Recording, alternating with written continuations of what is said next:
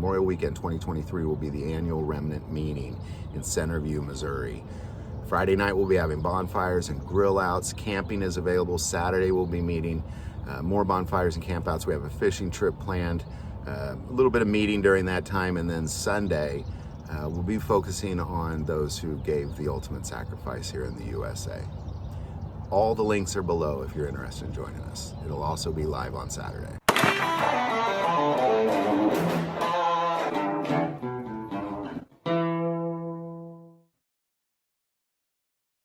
Well, hey, good morning, everybody. It's a beautiful morning. Got a little mist on the ground. It's kind of cool morning, actually, for being late May.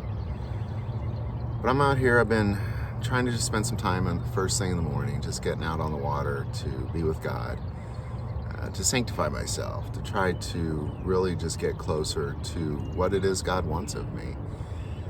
Not just what He wants me to do, but the heart, my soul, my spirit, like the time I spend with Him, all that stuff. Just like a good father would. So, first couple times I was out here, I found myself in Psalm 51. I don't have a plan. I'm just out here praying and spending time with God. And the next day I find myself in Psalm 1. So today I just thought, you know what, I'm just going to go Psalm 2 and we'll just see how this goes. I'm doing this for personal reasons, just to draw closer to God this time, and I'm putting it on film to help you do the same. So I pray this does that for you. Why do the nations rage and the people plot a vain thing? The kings of the earth set themselves, and the rulers take counsel together against the Lord and against His anointed, saying, let us break their bonds in pieces and cast away their cords from us. I believe what this is saying is that what we see in the world, not just back in their day, but our day too, is that, and really probably every day there's ever been since there's been kings and rulers on this earth, is that they desire power and they desire to destroy God, typically. And anybody who's worshiping God and not them just drives them nuts. Can't stand the fact that somebody wouldn't worship them.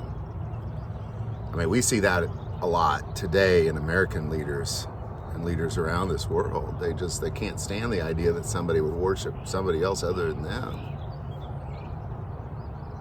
He who sits in the heavens shall laugh. The Lord shall hold them in derision. Then He shall speak to them in His wrath and distress them in His deep displeasure. Yet I have set my king on my holy hill of Zion. And that's just saying, you know, we're not worshiping people. We're worshiping Him. I will declare the decree. The Lord has said to me, you are my son. Today I've begotten you. Ask of me and I will give you the nations for your inheritance, the ends of the earth for your possession. You shall break them with a rod of iron. You shall dash them in pieces like a potter's vessel. This is Jesus inheriting the earth and being the ruler, being the king. This is an end time proclamation.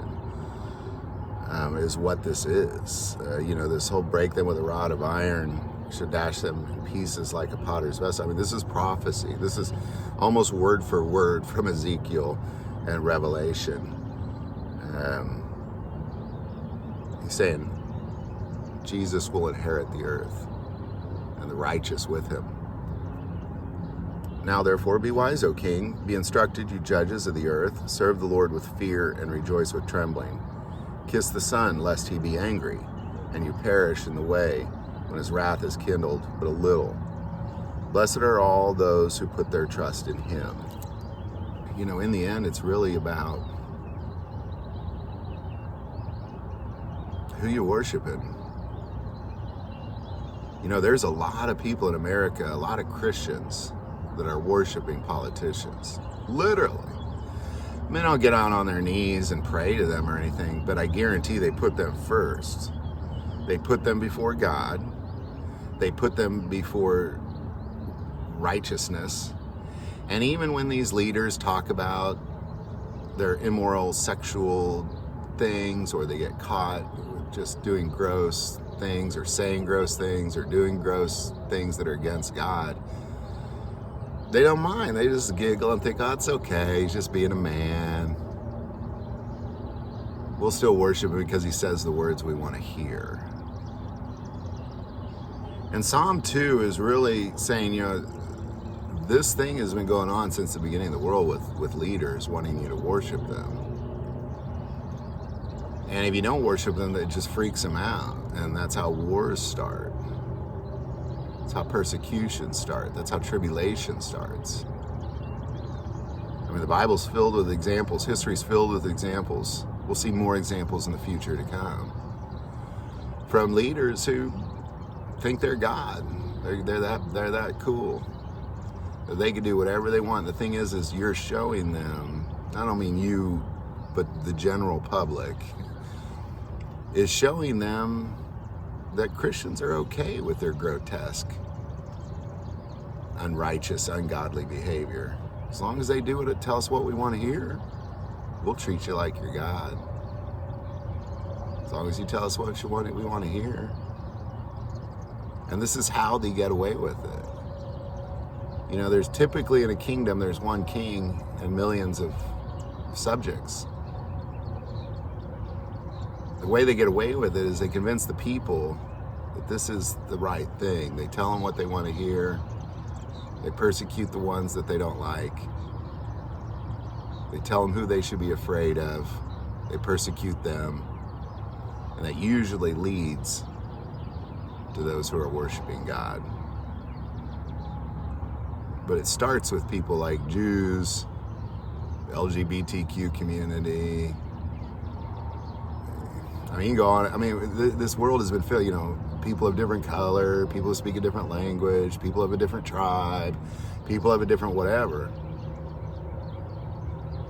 And they create them as enemies and they make you scared of them. And the next thing you know, they're persecuting them. And the next thing you know, you're worshiping that person. That's how it works. And what God's saying here is there will be one king, and all these kings will be held accountable. And all those subjects will be held accountable. Every man, woman, and child that ever walked this earth will be held accountable. Blessed are all those who put their trust in him. I think as Americans, especially as Christian Americans, we have to wake up. We have to just open our eyes and pay attention to not kings, not rulers, and not what they're saying, but God, the King. Why do the nations rage and the people plot a vain thing? This applies to exactly today. The kings of the earth set themselves, and the rulers take counsel together against the Lord and against the Anointed, saying, let us break their bonds in pieces and cast away their cords from us. He who sits in the heavens shall laugh. The Lord shall hold them in derision. Then he shall speak to them in his wrath and distress them in his deep displeasure. Yet I have set my king on my holy hill of Zion. Thank you, Jesus. I'll declare the decree. The Lord has said to me, you are my son. Today I've begotten you. Ask of me, and I will give you the nations for your inheritance, and the end of the earth for your possession. You shall break them with a rod of iron. You shall dash them in pieces like a potter's vessel. If you have a favorite politician and it's not Jesus, they're going down. They're going down, is what this says. Now, therefore, be wise, O king, be instructed, you judges of the earth. Serve the Lord with fear and rejoice with trembling. Kiss the Son, lest he be angry and you perish in the way when his wrath is kindled but a little. Blessed are all those who put their trust in him.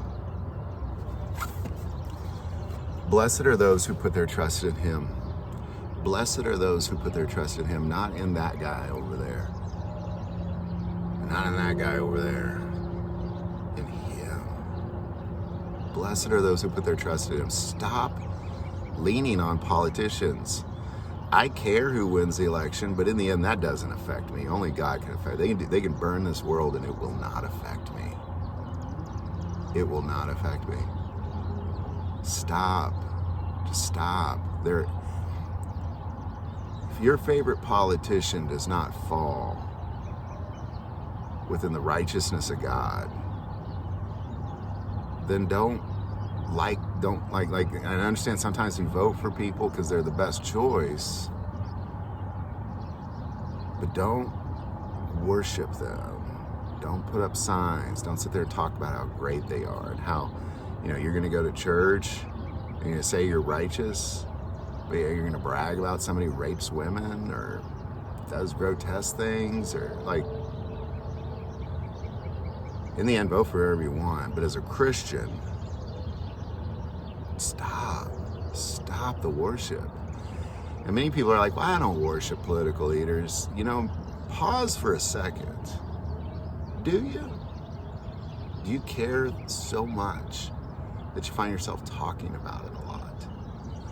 That you find yourself reading about it a lot, arguing about it a lot, losing family members over it? That is worship. That is the definition of worship. Stop. I'm not telling you to not like politicians. What I'm telling you is not worship politicians. Don't make them everything you ever thought. That if they win, you'll be saved. And if they lose, you'll die. They can win or lose, and not much is going to change in your backyard. Never has, never will. Only God can do that. So stop. Read Psalm 2 and just meditate on it. And again, I'm not telling you this politician's good or that one's bad. That is not what I'm doing here. What I'm telling you is all of them. All of them. Stop. Vote for the right guy or girl, but in the end, stop worshiping them. Hope this video helps. Any thoughts or insight, definitely put in the comments below. If you like this video, click like and subscribe.